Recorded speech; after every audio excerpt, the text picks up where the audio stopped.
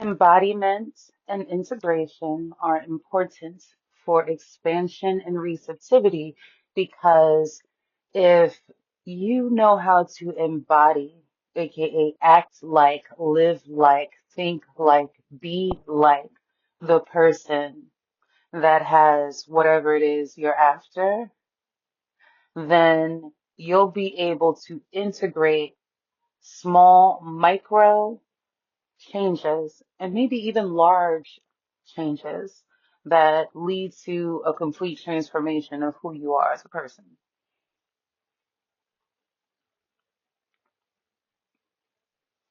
This is important for expansion and receptivity because you need to be in alignment with that version of you that has that thing that you're trying to get, be it a job, a relationship, a new outfit, money, a kettlebell, whatever, new car, whatever it is, you have to literally walk it like you talk it.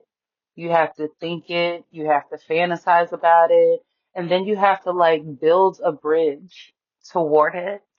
And one of my favorite ways to integrate that reality is to make a list of things that I've been putting off that need to get done and get them done.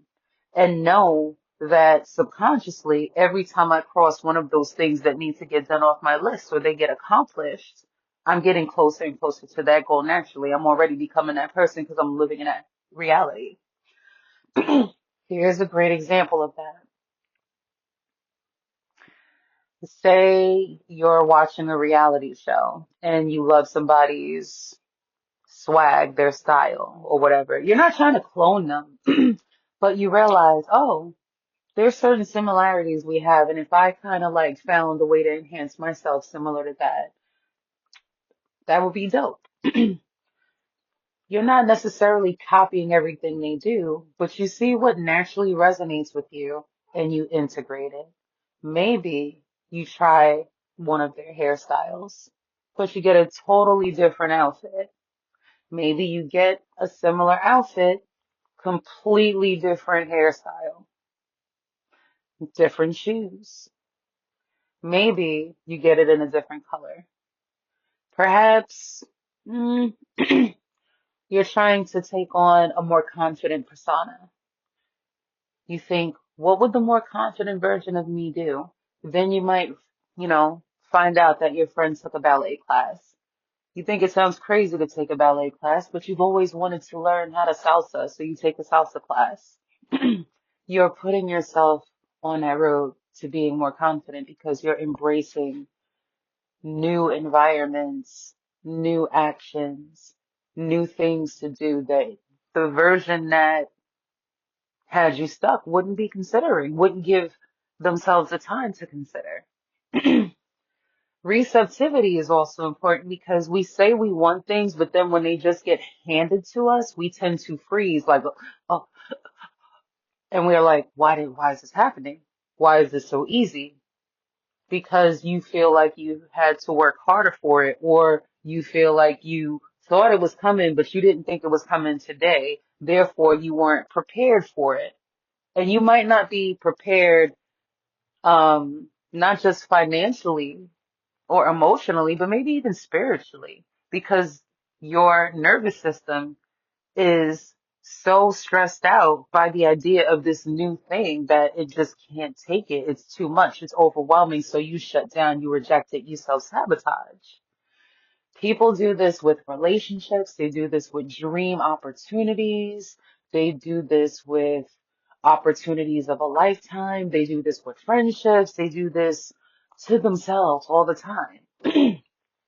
So, again, learning to embody something is more than affirming it.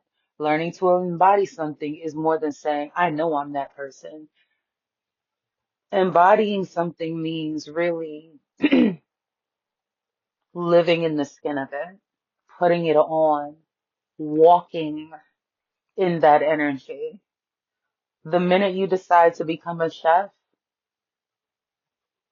you take your tools more seriously, right? You get the tools you can afford, but you get the best tools you can afford.